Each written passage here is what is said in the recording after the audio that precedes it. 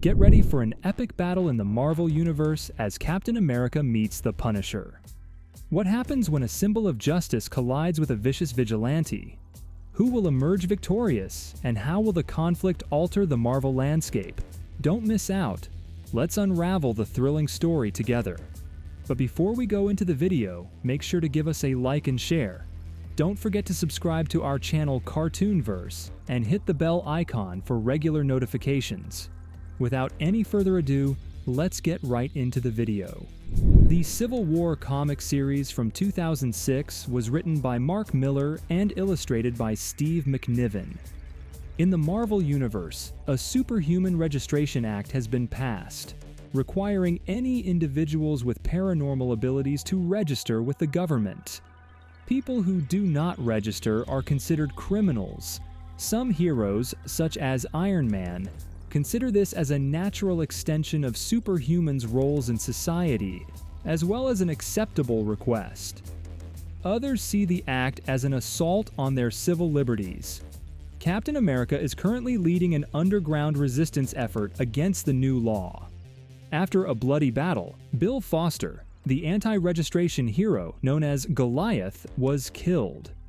Other members of Captain America's opposition have been apprehended and transported to the Negative Zone holding facility run by the Pro-Registration Group. Both sides have retreated to regroup and plot their next steps. Many heroes have been left hurt, disappointed, and wondering where they stand.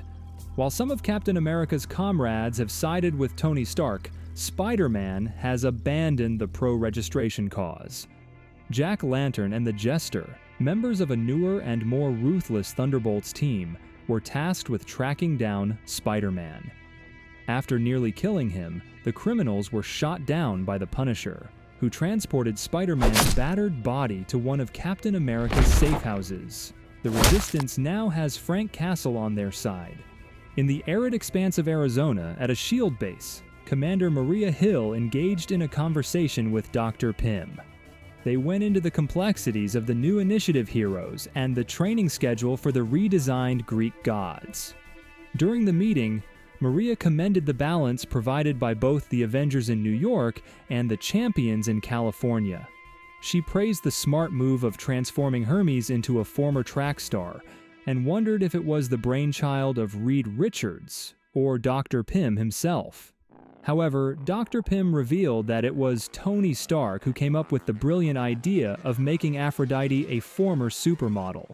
As their conversation unfolded, a sudden gust of wind swept through, causing both Maria Hill and Dr. Pym to tremble. Papers scattered from the doctor's grasp, hinting at an unexpected turn of events in this unfolding story. Maria approached the doctor with avid interest, asking about Hermes' speed. The doctor stated that Hermes presently achieves Mach 1 on an empty stomach, but they plan to enhance him to an astounding Mach 3 before revealing him to the world. Someone interrupted their chat, frantically warning Dr. Pym of a situation with Poseidon. It turned out that someone had fed Poseidon the wrong drug, causing a strange color change. The anxious individual sought the doctor's advice, and Dr. Pym consented without hesitation to examine Poseidon. Meanwhile, the scene shifted to the Baxter Building, where Tony Stark reached out to Reed Richards. Tony inquired about the progress of reprogramming a Thor cyborg, and whether they had identified the underlying issue.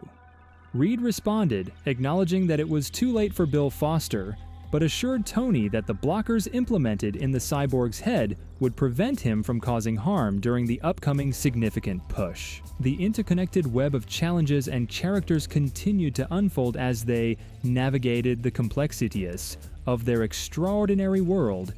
In a dimly lit room, the doctor leaned forward, asking Tony about the situation on the ground.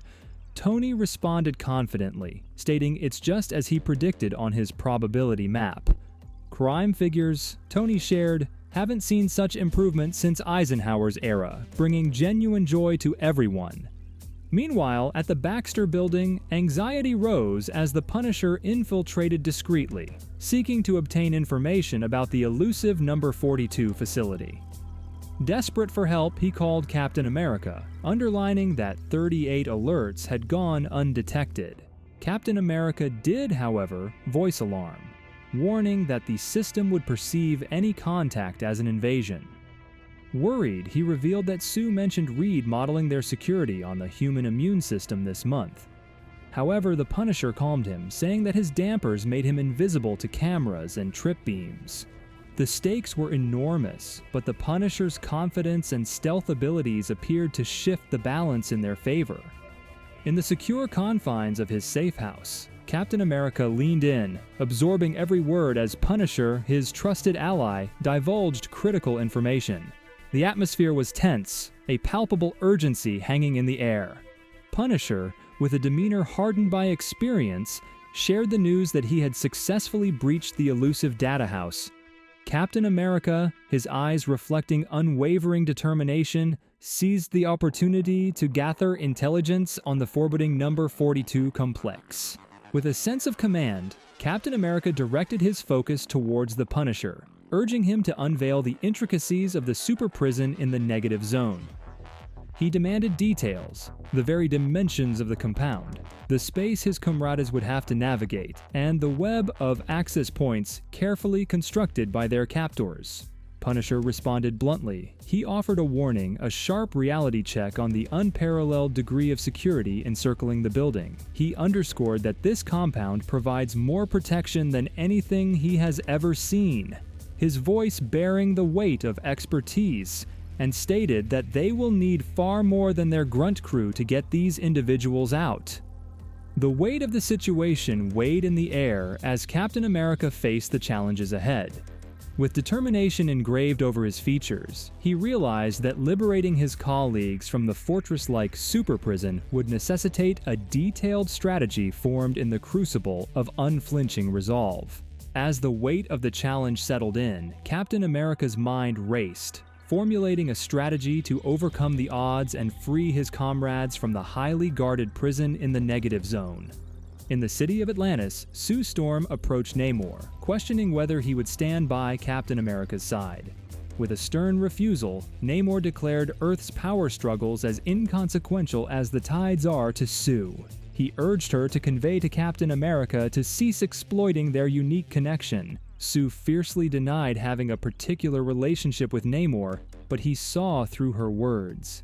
Meanwhile, Captain America assembled his secret Avengers, and Falcon disclosed Tony Stark's plan to spread negative zone gateways throughout the country.